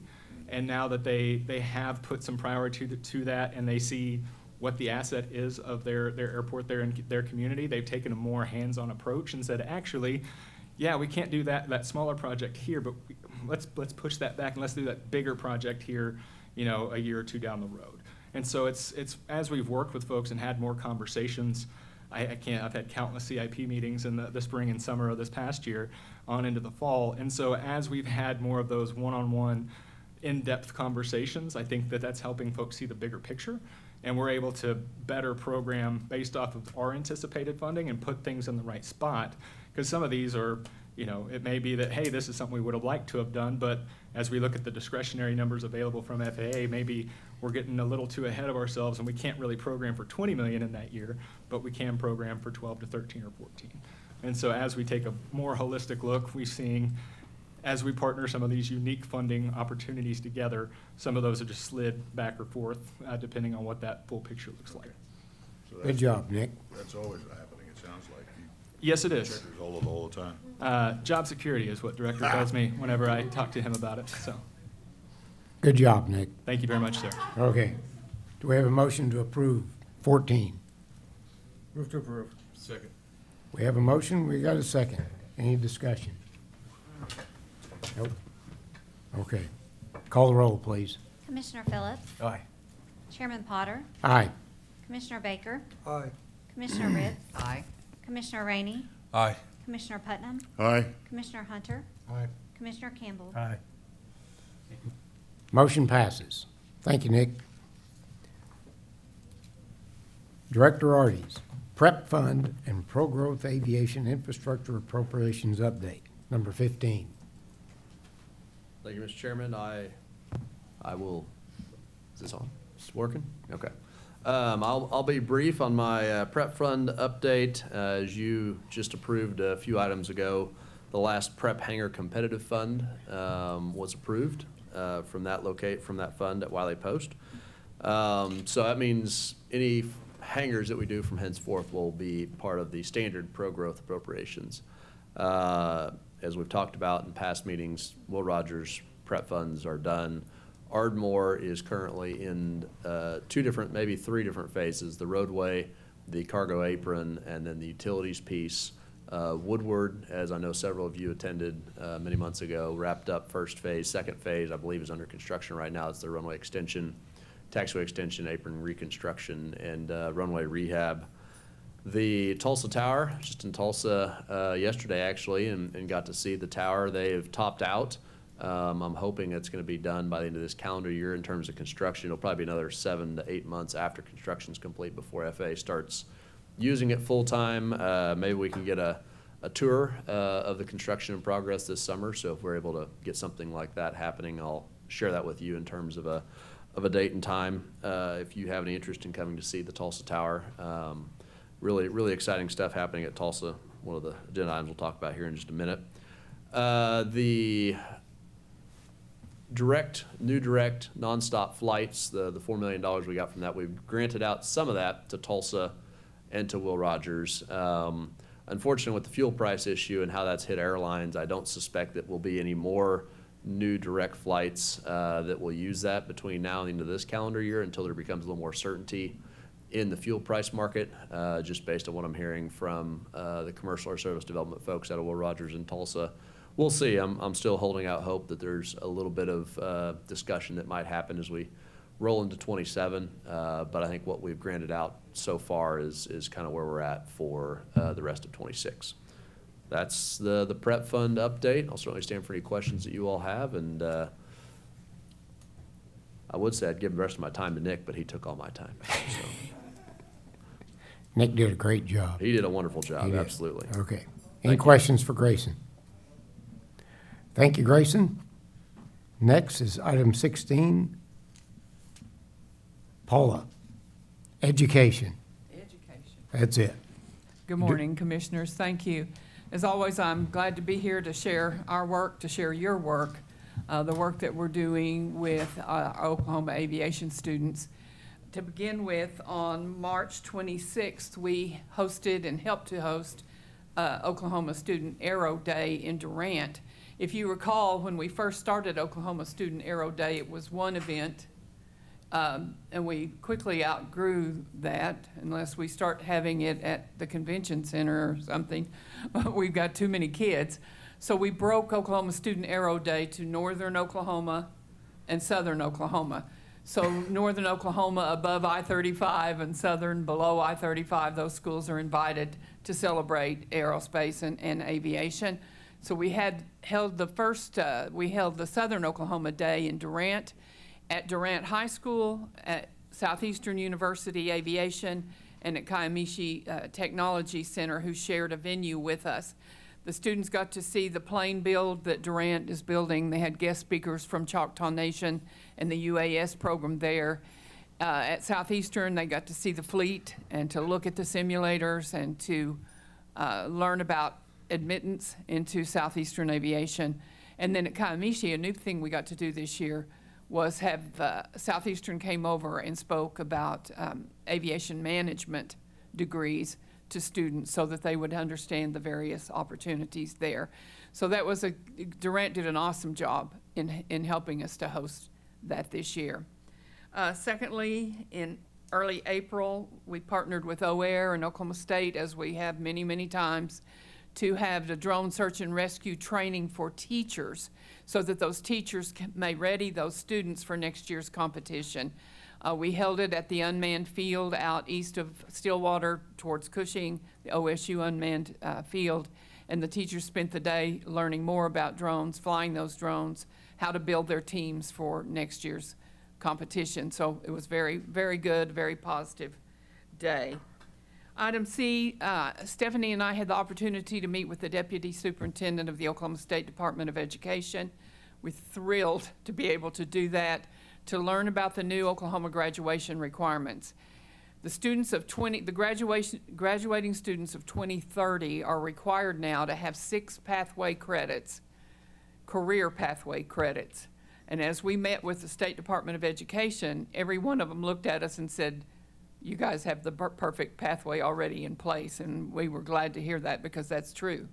These schools have this pathway built without having to start now to build it for that class of 2030. They already have a very strong STEM aerospace pathway in place, thanks to you and the work that we've been able to do with these schools. So that was a positive meeting. Since that meeting with the State Department, they reached back out to me and to us and asked if we would meet with them next Tuesday, at Metro Tech with some of the Metro Tech team, as well as with some of Oklahoma City Public School team, to know how they can help everybody get on the same page and align with the work that we're doing. So that was exciting to have them reach out to say, hey, what are you doing? Can we build from that, and can we align from that? So that will take place Tuesday, as I said.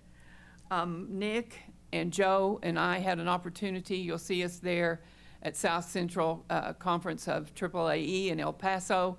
Nick gave his State of the State address about Oklahoma and the bandwidth he was just talking about. I got to watch the looks on the faces of all those airport directors in the room going, oh my gosh, the growth, the amazing growth of the work that the airport team is doing in Oklahoma. I had the opportunity to speak on aerospace education and how we roll our program forward. Since that time, I've had a lot of interest from New Mexico and been talking with them. They want to know, what are we doing, how are we doing it, and can we help them? So I'm always pleased to be able to speak about our programming with other states, because I see what it's done for us, and we need it to do that for our nation. So it was a good meeting. On April 29th, Stephanie and I had the opportunity to go out to the 137th, the Special Operations Wing, where they held Oklahoma Student Flight Fest. 600 of our kids were there. We did not host that event. They did, but it was a deep dive into military aviation, and the kids just had a wonderful day. We always appreciate our partnership with our partnership with Chief Lamoureux and the team at the 137th and their work they're doing for our schools and for our kids. I'll always like to call attention to the Students of the Month and catch you up. There they are, Renee Dew from Oklahoma Aviation Academy in Norman, Dallas Krebs from Tupelo High School, Scout Halley, Putnam City, and Michael Hall Cash. Again, I keep reminding you to look at the difference of the larger schools, the smaller schools, all of them successful in producing students that are very, very excited about their future in aerospace. And finally, item G is our work on the new schools. What is next year going to look like? We're going to add, I think, and when the dust settles, it looks like we'll be adding about 20 to 22 new high schools to the program. And we continue, we have 2 more to talk to. We're trying to get it under the wire before the teacher training, which will be June 1 through 3 at Rose State College, because we like those teachers to be able to come to the AOPA training. So we'll stop, not that we wouldn't take a new school, but we want to get them on board quickly to be able to go to teacher training. So I don't know, probably, Commissioner, probably about 165, 167, something like that for next August. I mean, it's remarkable to see, which will lead me to my closing, because yesterday Stephanie and I had a chance to go to Mid-America Industrial Park in Pryor for Pryor's aerospace showcase, and they wanted to highlight their new aircraft build. They finished their RV-12, and we wanted to be there for that. At the end of the day, something happened that gave me pause, and it reminded me of why we do what we do. And I went up to a young man by the airplane it was in the Tango class, and I said, well, tell me about this. How did this impact you? And he shook my hand, first of all, and he said, ma'am, I wake up excited to go to school every day to see what I'm going to learn about that aircraft. Well, I mean, I couldn't even, you lost me right there. The first part in particular, I wake up every morning excited to go to school. So I want to thank you for the work that you're doing. It's because of your support that we're able to knock on those doors and say, look what we can help you with. And that is what we're doing, and that has been a joy. One little tiny school last week, over half of it's in Arkansas and half of it's in Oklahoma. They said, no one ever tells us about stuff like this. Thank you. So we're thrilled and as always pleased to see the smiles on those kids' faces as they move into careers that are very promising for them and for us as well. So I'd be happy to stand for any question. Great job. Thank you. Thank you, Paula. Item 17, Aerospace Education Tango Flight Grant Program, the consent docket. Stephanie. Thank you, Chairman Potter. Good morning, Commissioners. As you all know, Tango Flight, the Tango Flight program turns ordinary high school classrooms into aircraft maintenance and assembly labs where students build a real airplane while gaining technical skills, industry mentorship, and a direct pathway to aviation and aerospace careers. The students involved in a Tango Flight build will never, as Paula has already alluded to, will never forget the experience of helping to build an airplane from the ground up. The project transforms abstract STEM concepts into something tangible and inspiring and shows students a real way to, that their capacity, in a real way, their capacity for contributing to Oklahoma's aerospace workforce. Yesterday's event in Pryor was so inspiring and such an emotional experience for me to see the intergenerational connection of those retired professional mentors who work side by side with those young people every single day, and the joy that it brings not only to the older generation of retired aircraft maintainers and other industry professionals, but the joy that it brings to those kids as well. My eyes were filled with tears several times in that day just because it was such an inspiring and moving experience. So we are pleased today to bring 2 grant proposals before you, Stillwater Public Schools and Watauga Public Schools. for your consideration and approval of their plans to begin Tango Flight builds in the 2026-2027 school year. If approved, the ODAA's funding will pay for half of the initial program cost of $74,354. I stand for any questions. What kind of aircraft will we be building? The van's RV-12. That's exciting. And we've had, this year, Enid's was FAA certified. They took their flight. It was very cool to see that. McAllister has recently moved their aircraft to the McAllister Airport and readying for FAA certification. Pryor is in those final stages of getting theirs certified through the FAA. And so it's incredible to see that work coming to fruition, and it's just really exciting that we have so many more schools that are interested in making this happen for their students as well. Were these the only 2 schools that applied? This year, yes. good. For this cycle, we have Enid is doing their second plane. We have Pryor, we have McAllister. Norman's OAA, Oklahoma Aviation Academy, has 2 planes in process. Ada, Sequoia, Tahlequah, Durant. Yes, and a tech center in northeastern Sounds like Oklahoma. about a dozen. It's 10 maybe, yeah, something like that. Wow. I got to see the one in Norman and visit with some of the kids that were doing that. It's pretty exciting. They just have it are all where- about it. Where It's, one side of the hangar is building, but they're at different stages. Mhm. It's yeah, really neat. it's an incredible program for students get to have that opportunity to put that on their resume that I built a plane when I was in high school. It's pretty unique. Stephanie, the money, do we take this separately from what we're paying to help all the AOPA schools that we brought up? Okay. Yes, it's in a separate pot of money that, yeah, the grant, that is through the Aero Education Grant program funding, and this is the Tango, specifically designated for Tango flight builds, which is also different than our classroom laboratory improvement grant that we have as well. So, Any other comments or questions? Appreciate you and Paula being so passionate. well, thank you. It's a pleasure. Okay. It's a labor of love for sure and a true joy. Thank you. Do we have a motion to approve? I so move. Second? We have a motion and a second. Can we call the roll, please? Any discussion? Call the roll, please. Commissioner Phillips? Aye. Chairman Potter? Aye. Commissioner Baker? Aye. Commissioner Ritz? Aye. Commissioner Rainey? Aye. Commissioner Putnam? Aye. Commissioner Hunter? Aye. Commissioner Campbell? Aye. Motion passes. Next.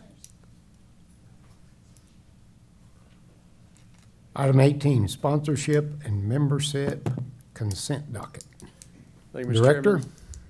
Thank you, Mr. Chairman. Commissioners, before you have 3 items on your sponsorship membership consent docket. $5,000 for the Oklahoma Aerospace Forum to be held on October 8th. $48.75 for Tinker and the Primes to be held August 4th through the 6th. We'll note that is not in conflict with our August meeting this year. So, and then last but not least is the $5,000 renewal for the Oklahoma City Chamber. I'll stand for any questions, but would recommend approval. Any questions? Do we have a motion to approve? So moved. Second? We have a motion and a second. Any other discussion? If none, call the roll, please. Phillips? Aye. Chairman Potter? Aye. Commissioner Baker? Aye. Commissioner Ritz? Aye. Commissioner Rainey? Aye. Commissioner Putnam? Aye. Commissioner Hunter? Aye. Commissioner Campbell? Aye. Motion passes. Next. Director, Aerospace Week and Aero Day overview. Thank you, sir. Great Aerospace Week, great Aero Day at the Capitol.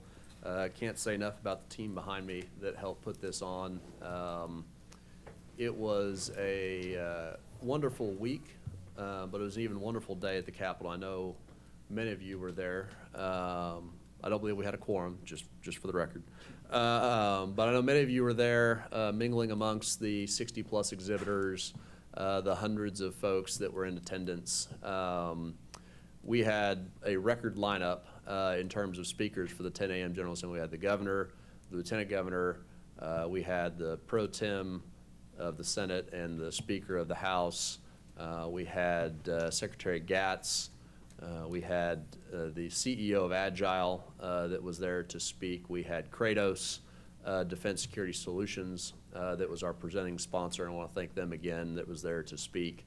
It was probably one of our biggest lineup of speakers, but also one of the most efficient levels of speaking that we'd had. I think we were in and out in under an hour on that General Assembly experience. We had both the three-star from Tinker as well as the Air Base Wing Commander, Colonel Harris.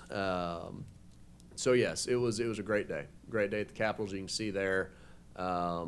Amazing pictures from all the different groups of folks. We had 250 kids that were in the building there mingling amongst the industry that we hope that one day they will go join. We had our military members from a litany of different installations. And it was all done while the budget discussion was happening that day. So the House, both the House and the Senate were having final budget caucus discussions both that morning at lunch and that afternoon. And so it was a unique challenge to have all that, but we still had a ton of legislative members that attended, that were there, that spoke, that visited with our friends that were out and about on Aero Day. So great day. Can't say enough to the crew behind me. I always equate it to like a duck on the water. Everything is smooth, calm, and collected on top. Water rolls off the feathers really easily, but underneath the water, you don't want to see what the feet are trying to do. They're going at 1,000 miles a minute, trying to put on this amazing event for aerospace and defense. And I couldn't be more proud of the team and what they did to rise to the challenge that was before them. So really, really excited about that. And I think we just need to give them a little round of applause for what they've done.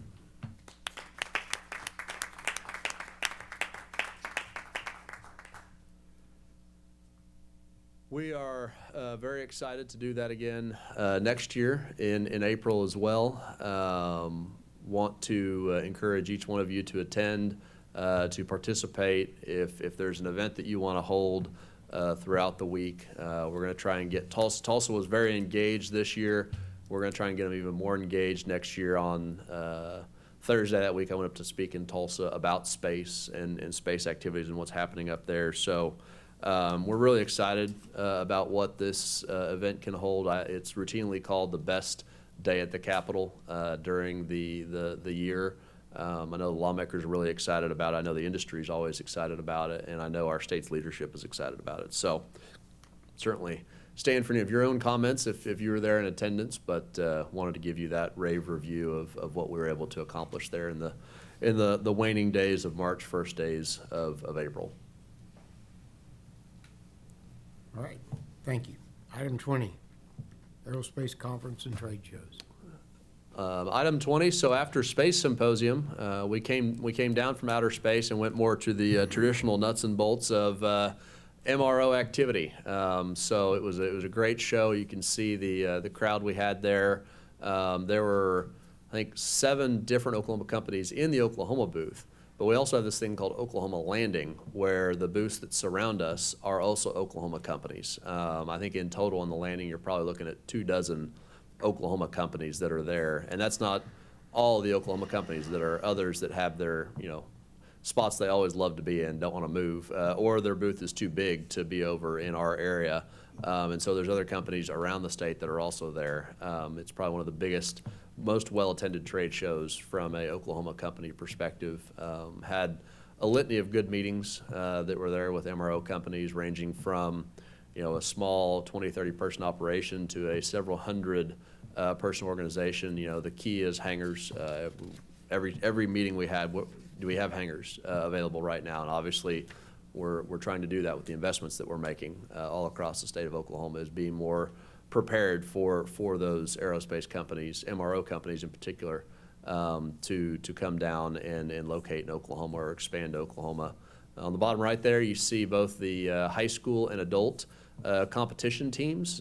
So a very unique segment of MRO is these MRO students will come and do a competitive repair. They have different competitions that they partake in. I know our adult team did pretty well, but we're very proud of them from Tulsa Tech to be there, and that's something that you all help support every single year through your sponsorship of that activity. So, even though these guys and gals are turning wrenches and doing MRO and learning MRO, we can make it into a competition and really make it exciting, much the same way that we turned simulation into a competition earlier this year. So really excited there what we're able to participate in at MRO.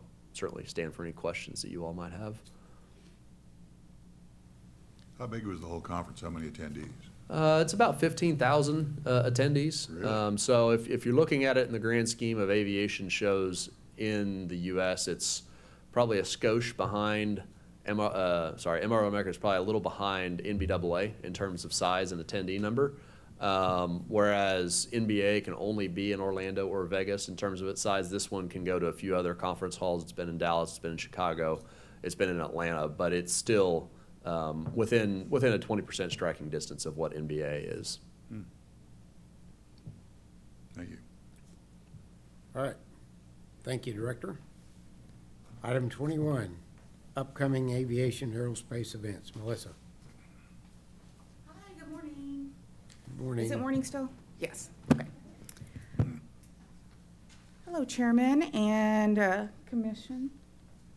Okay, so it's pretty light coming up. We've got ribbon cutting next week that the Director will be attending the Lufthansa engine shop on the 20th.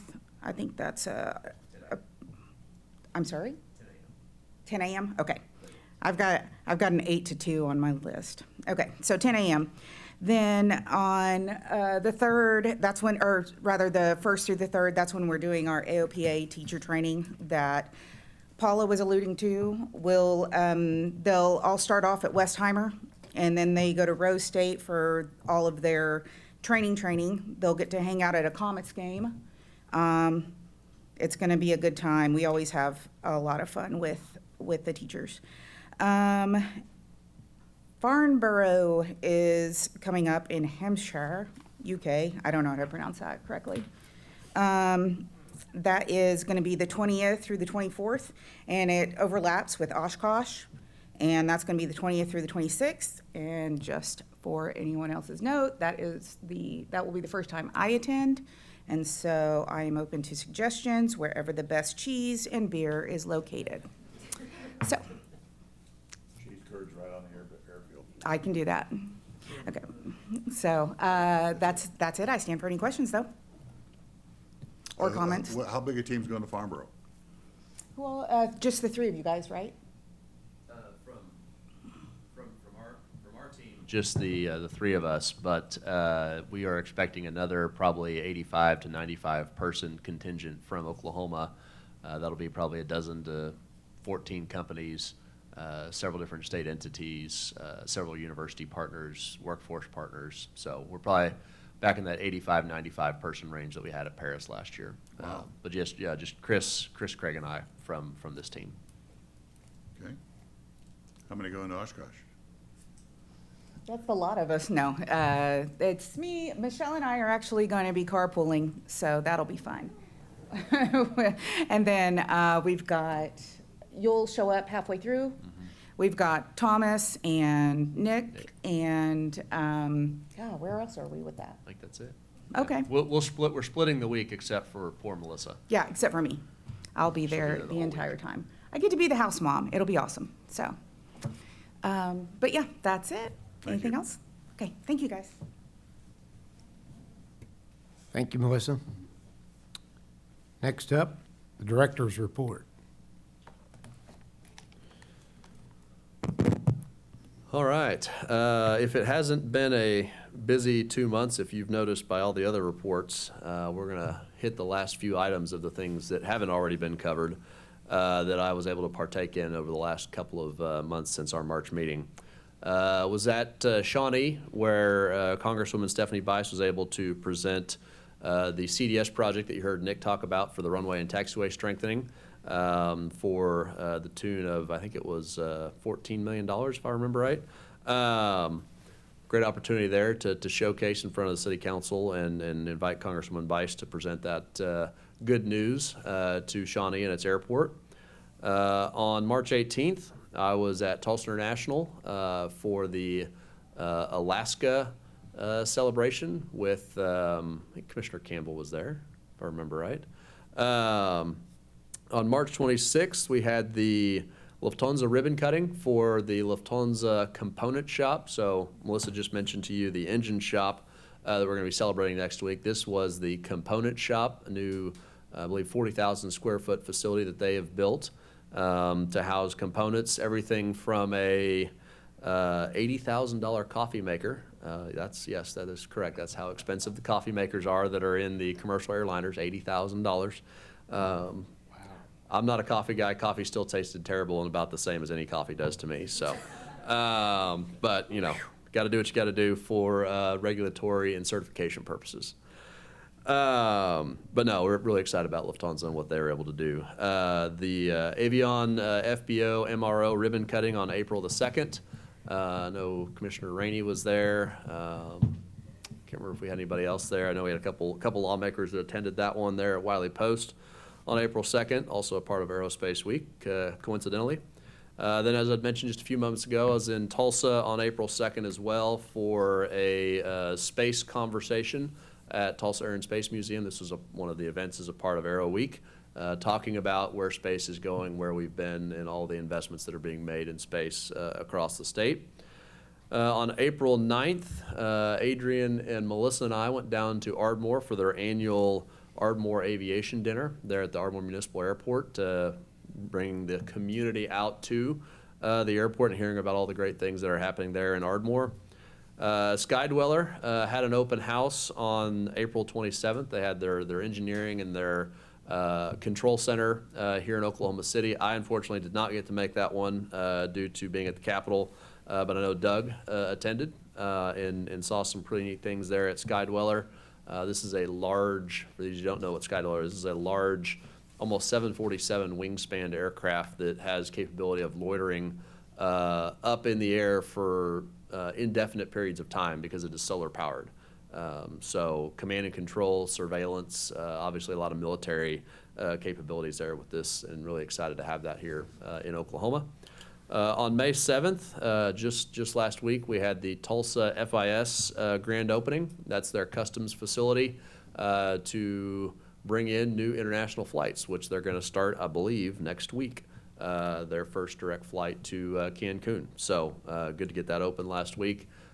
Shared the stage with Alexis, of course, the mayor, Congressman Kevin Hearn, and several others from the Tulsa area. And then last but not least, the Tulsa Regional Chamber Legislative Briefing. I was the moderator for the last legislative briefing they had of the year last Friday, where the panel members were Jim Bridenstine, Representative Nick Archer, and Senator John Haste. So had a great conversation in and amongst the who's who of Tulsa to talk about space and aerospace, what the state's done, where the state's going, in the vision of the legislature and Jim Bridenstine. So that being said, it's been a busy couple months.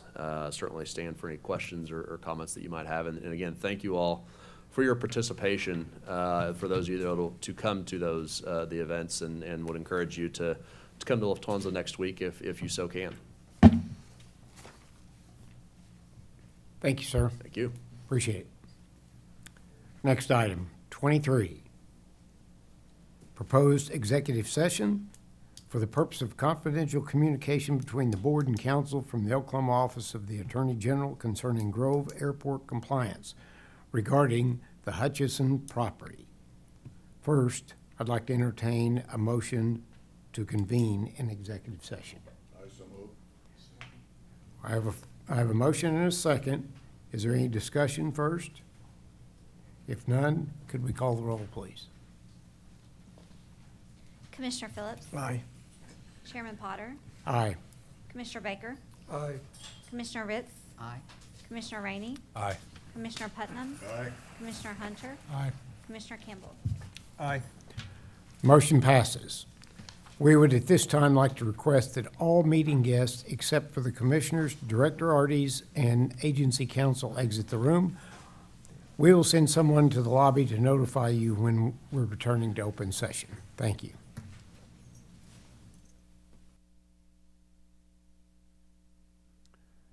I'll entertain a motion to return to open session. I so move. Is there a second? Second. Any discussion yet? Not, call the roll, please. Commissioner Phillips? Aye. Chairman Potter? Aye. Commissioner Baker? Aye. Commissioner Ritz? Aye. Commissioner Rainey? Aye. Commissioner Putnam? Aye. Commissioner Hunter? Aye. Commissioner Campbell? Aye. Motion passes. So I'd entertain a motion on what we discussed in executive session. Okay, Mr. Chairman, I have scribbled some notes. There you go. I'd of like to hear What I it. think we need to recommend, but I'm gonna need help with you scribing what I say, so that when they ask, what did I say, you can say, here's what he said, okay? This is gonna be my motion. That the agency send to the Grove Airport sponsor a letter to ensure the Grove Airport meets full compliance by, one, reimbursing the state for the land that the state purchased within the Grove Airport Runway Protection Zone, RPZ, on behalf of the sponsor. And two, submit a 5-year plan to ODAA, our department, to secure the controlling interest of all remaining lands within the RPZ by the Grove Airport sponsor. Am I close? Does that kind of meet what we think we were wanting from the, Yes. from the board? In a nutshell, that's what we ask, that they return to full compliance. Oh, yeah, that's right. The To last part of preserve- that, I didn't write that. By the Grove Airport sponsor to ensure full compliance. Yep. Okay, yeah, they're recording it. I speak fast. Okay, I got it. Okay. I We can have a try motion. reading it again, but I think you got it recorded. They said we do. Yep, okay, Okay. I'm done. We have a motion. I have a second. There's a second. Is there any discussion? Call the roll, please. Commissioner Phillips? Aye. Chairman Potter? Aye. Commissioner Baker? Aye. Commissioner Ritz? Aye. Commissioner Rainey? Aye. Commissioner Putnam? Aye. Commissioner Hunter? Aye. Commissioner Campbell? Aye. Motion passes. Thank you, everybody. Okay.